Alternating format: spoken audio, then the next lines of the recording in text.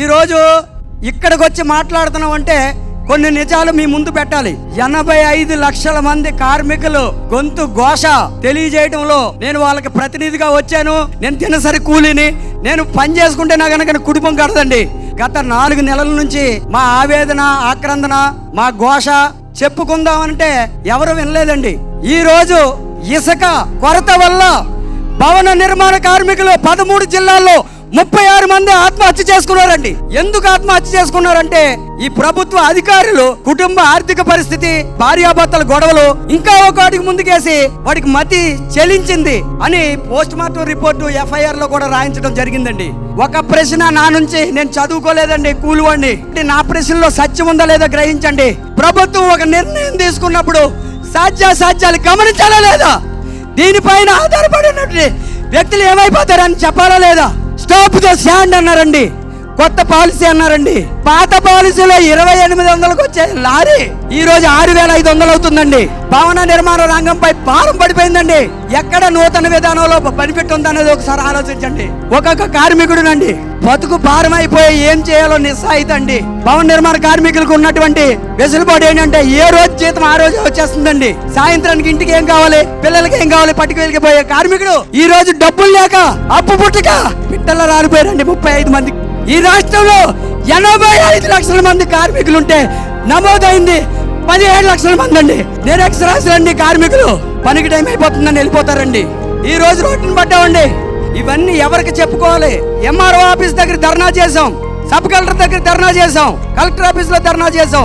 అందరికీ కూడా వినతి పత్రాల ద్వారాగా మేము తెలియజేయడం జరిగిందండి. ఏ మాత్రం స్పందన లేదండి. కానీ ఒకరోజు మాకు ఒక ఆలోచన వచ్చింది. ఎలా ఎలా ఎలా ఈ కార్మికులు చనిపోతున్నారు, పిట్టలు రాలిపోతున్నారు, ఏం చేయాలి మనం? ఆలోచన మాకు వచ్చినప్పుడు ఒకే ఒక్క ఆలోచన, మా కమిటీ సభ్యులందరూ పవన్ కళ్యాణ్ గారు గుమ్మం తొక్కామండి. మురుకు బట్టలతో వెళ్ళామండి, కాలే కడుపుతో వెళ్ళామండి. ఈ నెల 8వ తారీఖుని కలిసాం నాదెండ్ల మనోహర్ గారిని మంగళగిరి ఆఫీసులో. నువ్వు తెనాలి నుంచి వచ్చావా, భీమవరం నుంచి వచ్చావా, గాజువాక నుంచి వచ్చావా అడగలేదండి. మేము ఆంధ్రప్రదేశ్ భవన నిర్మాణ కార్మికుల సంక్షేమ సంఘం ప్రతినిధులు అండి. మా కార్మికులు భవన నిర్మాణ రంగంలో టాపీ మేస్త్రి దగ్గర నుంచి ఎలక్ట్రీషియన్ వరకు 33 రకాల కార్మికులు దినసరి కూలీతో జీవనం గడుపుతున్నారండి. జూలై నెలలో 2019 ఈ ప్రభుత్వం తీసుకున్న నిర్ణయం వల్ల ఈ రోజు వరకు కూడా మాకు ఏ విధమైనటువంటి న్యాయం జరగలేదండి అని మేము చెప్పుకోవడం జరిగింది. నాదెండ్ల మనోహర్ గారు మాకు ఒకటి మాట చెప్పారు, సంవత్సరం వరకు ఈ ప్రభుత్వం జోలికి మేమేం మాట్లాడాం, రాజకీయాలు మాకు అవసరం లేదు, అబ్జర్వ్ చేస్తాం. కానీ మీ పరిస్థితి చూస్తే నేనేం చేయాలో నాకు అర్థం కావట్లేదు. పవన్ కళ్యాణ్ గారి దగ్గర ఈ విషయం పెడతాను, మీకు న్యాయం జరిగేలా చూస్తాను.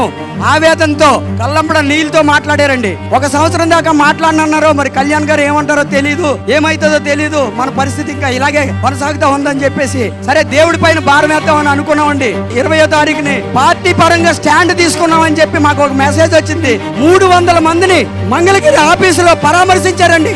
పవన్ కళ్యాణ్ గారు మా ముక్కు వాసన, మా చెమట కప్పు బరాయించి మా సమస్యలు 1.5 గంట విన్నారండి. నేనున్నానని చెప్పారండి. ప్రతి కార్మికుడిని కూడా పేరు పేరున నీ సమస్య ఏంటి, నీ సమస్య ఏంటి, నీ సమస్య ఏంటి అని జనసేన అని అడిగిన తర్వాత మా ఎదురుకున్న నాదెండ్ల మనోహర్ గారితో మనం ఒకరిమే చేయడం కాదు, అఖిల పక్షం ఏర్పాటు చేద్దాం, మీరు అందరినీ లైన్లోకి తీసుకోండి అని చెప్పారండి. ఏ నాయకుడైనా సరే ఫస్ట్ స్టాండ్, నాకేంటి ఉపకారం, నా పార్టీకి ఏంటి ఉపకారం అని చూసిన వాళ్ళు మేము చూసామండి. పవన్ కళ్యాణ్ గారు అఖిల పక్షం అన్నారండి. స్వార్థం లేని నాయకుడు అండి. స్వార్థపూరిత నిర్ణయం ఎక్కడా లేదండి. ఆ రోజే మేము అనుకున్నామండి న్యాయం అయిపోయింది మనకి. మేము ఒక ఉద్దండం చూసాం, ఆక్వాకల్చర్ పార్క్ చూసాం, రాజధాని భూములు చూసాం. ఈ రాష్ట్రంలోని మేము 24వ తారీఖుని కలిసామండి. ఈ నెల 26వ తారీఖుని పేపర్లో స్టేట్మెంట్ వచ్చిందండి, ఇసుక వారోత్సవాలని. మేము 5 నెలలు తిరిగామండి, స్పందన లేదండి. చీమ కన్నా, పురుగు కన్నా, గడ్డి పరక కన్నా హీనంగా చూశారండి. మేము 24వ తారీఖుని కలిసామండి. ఈ నెల 26వ తారీఖుని పేపర్లో స్టేట్మెంట్ వచ్చిందండి. ఈ రోజు 85 లక్షల మంది కార్మికుల తరపున నేను క్షమాపణ అడుగుతున్నానండి. ఇలాంటి నాయకుడిని ఎందుకు కాపాడుకోలేకపోయాం? అందులో నాకు తప్పు ఉందండి, నా బాధ్యత కూడా ఉందండి. అయ్యా నన్ను క్షమించండి.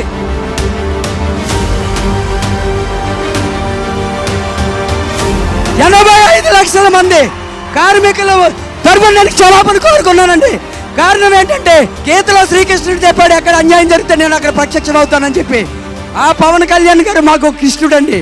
బైబిల్లో యేసయ్య చెప్పాడండి, ఖురాన్లో చెప్పారండి, ఎక్కడ అన్యాయం జరిగితే అక్కడ నేను ప్రత్యక్షం అవుతామని. ఇవాళ ఆయన పిలుపుతో భవన నిర్మాణ కార్మికులు ఆత్మహత్య చేసుకోవడంలో వెనుకడుగేశారండి. సార్, ఈ 35 మందికి కూడా 5 లక్షల చొప్పున ఎక్స్కేసీఐ ఇచ్చేలాగా సహాయం చేయండి. అలాగే సంక్షేమ బోర్డు స్వయం ప్రతిపత్తిగా ప్రకటించండి. ఈ సంక్షేమ బోర్డులో 2014 నుంచి 2019 వరకు అనేక అవకతవకలు జరిగినాయని అన్ని పార్టీలు ధర్నా చేసినాయండి. దానిపైన దర్యాప్తు చేయండి, శ్వేతపత్రం రిలీజ్ చేయమనండి. భవన నిర్మాణ కార్మికులకి మీ ద్వారా జరిగిన న్యాయానికి ఆ జన్మంతో రుణపడి ఉంటాను సార్. ధన్యవాదాలు సార్. రాజా గారు మాట్లాడుతుంటే చాలా ఆవేదన కలిగింది. ఒక మనిషి చనిపోయాడు, ఏ పరిస్థితులు చచ్చిపోతాడండి? నిరాశ నిస్పృహలకు గురైన చచ్చిపోతాడు ఒక మనిషి. మన కళ్ళ ముందు ఒకడు నేను చచ్చిపోతున్నానంటే సమాజం పట్టించుకోదు, రాజకీయ నాయకులు పట్టించుకోదు, వెటకరాలు చేస్తారు. నేను వైసీపీ నాయకులను అడుగుతున్నాను, 35 లక్షల మంది భవన నిర్మాణ కార్మికుల్ని రోడ్ల మీద పడేసిన తర్వాత మీకు ప్రజల కష్టాల నుంచి మీకు ట్యాక్సుల ద్వారా కట్టిన డబ్బులు తీసుకునే అర్హత మీకు ప్రజల కోసం పని చేయట్లేదు. కాబట్టి నన్ను విమర్శించిన ప్రతి మంత్రి వర్గానికి, ప్రతి ఒక్కరికి పేరు పేరున చెప్తున్నాం, మీకు 2 వారాలు గడువిస్తున్నాం. వరదలు వచ్చినాయి, ఇసుక రాలేదు, ఏమి అనవసరం. మీ జేబులో డబ్బులు ఇవ్వక్కర్లా. భవన నిర్మాణ కార్మికులకు సంబంధించిన వెల్ఫేర్ ఫండ్ ద్వారా 1200 కోట్ల రూపాయలు వాళ్ళ ఖజానాలో ఉంది, వాళ్ళు జమ చేస్తున్నారు. ఒక్కొక్క భవన నిర్మాణ కార్మికుడికి మీరు 50,000 ఇవ్వండి. మీరు చేసిన తప్పుకి 50,000 ఇచ్చి తీరాలి. మీరు చనిపోయిన 36 మందికి మీరు 5 లక్షల ఎక్స్‌గ్రేషియా ప్రకటించండి. మీరు 2 వారాల్లో ఏ స్పందన ఇవ్వనప్పుడు నేను అమరావతి వీధిలో నడుస్తాను, నేనే నడుస్తాను. ఎవరు ఆపినా సరే పోలీసులు పెట్టుకోమని చెప్పండి, ఆర్మీని పిలిపించుకోమని చెప్పండి. ఆంధ్రప్రదేశ్ దౌర్భాగ్యం, కులాలు వర్గాలు, కులాలు ప్రజల కష్టాలు వస్తే భవన నిర్మాణ కార్మికులు నా కులమా? మనుషులకి బుద్ధి ఉండొద్దా? మనం సిగ్గుపడాలి. మన ఆంధ్రప్రదేశ్ కులాల మధ్య ఇరుక్కుపోయింది. ముఖ్యమంత్రి నా కులం అయితే నేను ఒకలా ప్రవర్తిస్తాను, ముఖ్యమంత్రి నా కులంగా ఎలా మాట్లాడతామని ఆంధ్రప్రదేశ్ ప్రజలు ఆలోచించాలి. కులాలని దాటి మనందరం ముందుకెళ్ళకపోతే అందరం అధోగతికి పాలవుతాం. ఆలోచించండి అందరూ. ఇక్కడున్న యువతరానికి మీరు పాత తరం వల్ల ఆలోచించకండి. మీరు నన్ను గెలిపించక్కర్లా, కానీ మీరు మారితే నాకు చాలా ఆనందం. అందరం కష్టాల్లో ఉన్న ప్రజలకు అండగా నిలబడతామని తెలియజేసుకుంటూ, మనకి ఇంత అద్భుతమైన ధైర్యాన్ని ఇచ్చిన మన భరతమాతకి జయజయలు పలుకుతూ సెలవు తీసుకుందాం.